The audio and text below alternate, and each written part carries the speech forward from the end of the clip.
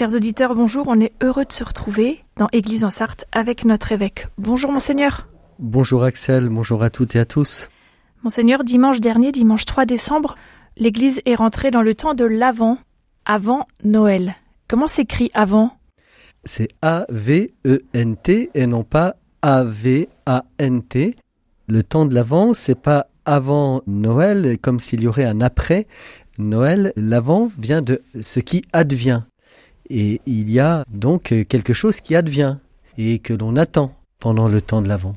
Et alors, qu'est-ce qu'on attend en fait ? Eh bien, on attend la venue de Jésus. Il est venu il y a 2000 ans. Il était attendu par tout le peuple d'Israël, le Messie. Donc, le peuple attendait le Messie. Il est venu, il est advenu il y a 2000 ans. Et il est celui aussi qui advient en chaque jour de nos vies. Et par grâce, il advient en nos cœurs. Et nous accueillons en nos cœurs le Messie, le Prince de la paix. On suit tous les conflits à travers le monde. Le monde a bien besoin de paix. Et c'est le Prince de la paix que nous accueillons. Et l'accueillir, c'est aussi reconnaître celui qui fait la paix en nous. Avant de vouloir la paix sur le monde, il faut que cette paix se réalise en nous. Alors peut-être que ce temps de l'Avent peut cette année peut se vivre dans une recherche vraiment d'une paix intérieure qui certainement va rejaillir sur notre entourage et donc sur le cours du monde. Et puis, il y a aussi celui qui adviendra à la fin des temps. Ça, c'est notre espérance. Nous attendons celui qui, à la fin des temps, récapitulera toutes choses en lui. Il y a cette référence à hier, à aujourd'hui et à demain. Le temps de l'Avent, c'est ce temps qui nous fait dire que nous sommes des êtres de désir. Nous désirons celui qui vient. Il n'y a pas d'amour sans désir, il n'y a pas d'amour de Dieu sans désir. Donc le temps de l'Avent, c'est le temps aussi où notre désir est mis à l'épreuve. Alors c'est un temps de conversion, on l'entendra ce dimanche dans l'Évangile. Jean le Baptiste proclame un baptême de conversion.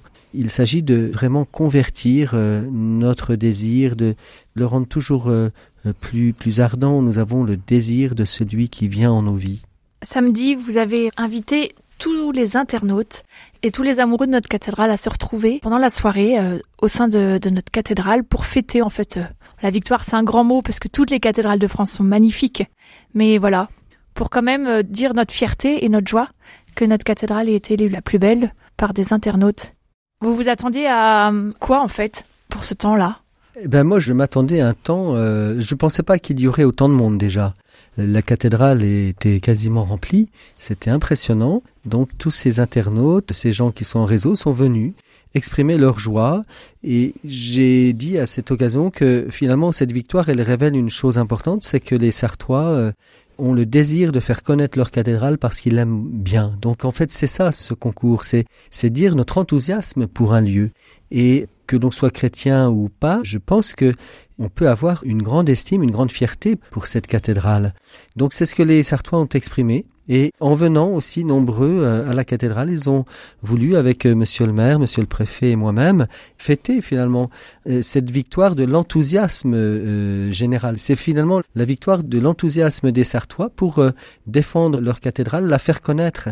Et on peut espérer que beaucoup de Français qui se déplaceront à telle ou telle occasion dans notre région viendront faire un petit tour à la cathédrale et découvrir ce très beau lieu.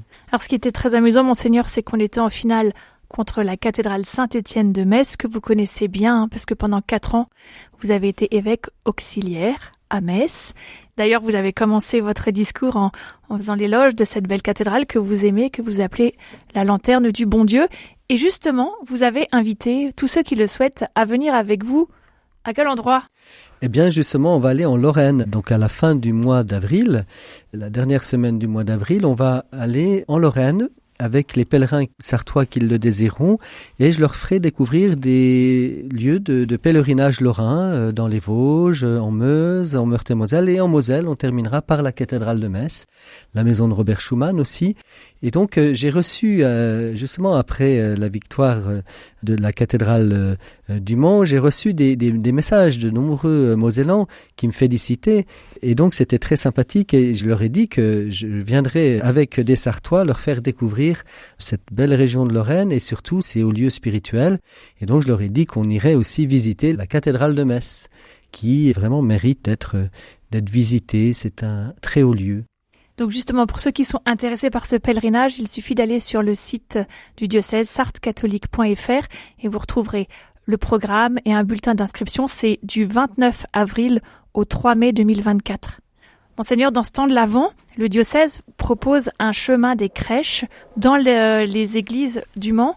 Est-ce que vous pouvez un peu nous rappeler en cette année de l'anniversaire de la naissance de la crèche par Saint François d'Assise il y a 800 ans?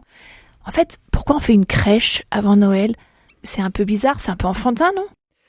Saint François d'Assise voulait vraiment faire connaître le Christ à tous et en particulier aux plus humbles. On a besoin de signes, on a besoin de choses matérielles pour entrer aussi dans la contemplation du mystère. C'est pour ça que pour nous chrétiens, nous avons un grand recours aux œuvres d'art dans nos églises. Ce qui choque parfois nos frères musulmans ou nos frères juifs ou même protestants, c'est-à-dire que nous aimons les statues, les tableaux. L'art nous fait entrer dans la contemplation du mystère. La crèche, c'est une petite œuvre d'art.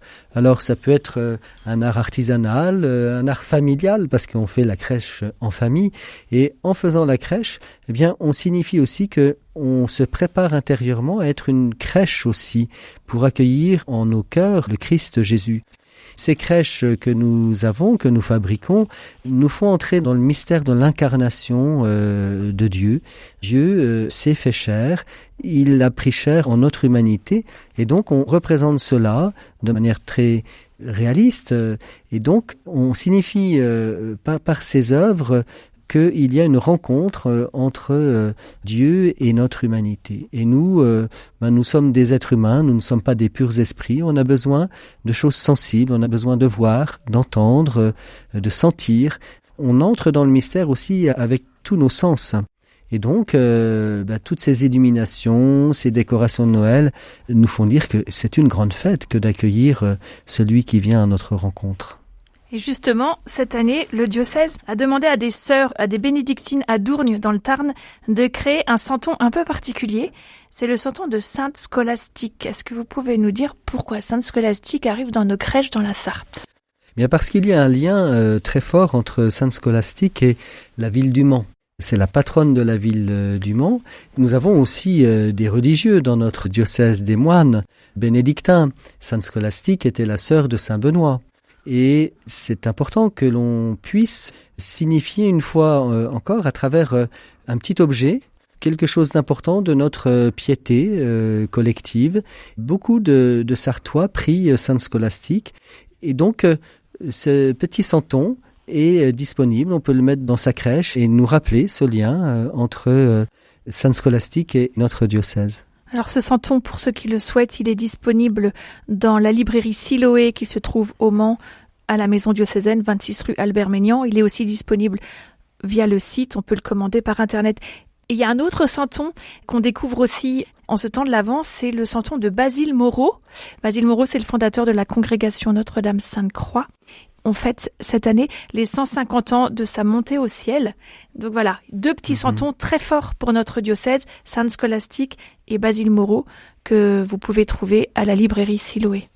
Monseigneur, est-ce que vous avez un souvenir quand vous étiez enfant avec la crèche? C'est le souvenir de la préparation de la crèche en famille.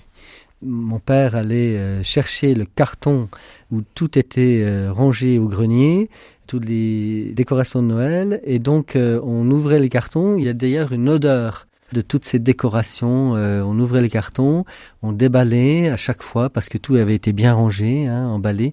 Et donc on faisait ça en famille, je me souviens, sur la table de la salle à manger, et on coupait un sapin parce que mes parents avaient une sapinière, donc on pouvait couper un sapin parce qu'à un moment il faut élaguer les sapins, ils deviennent trop nombreux.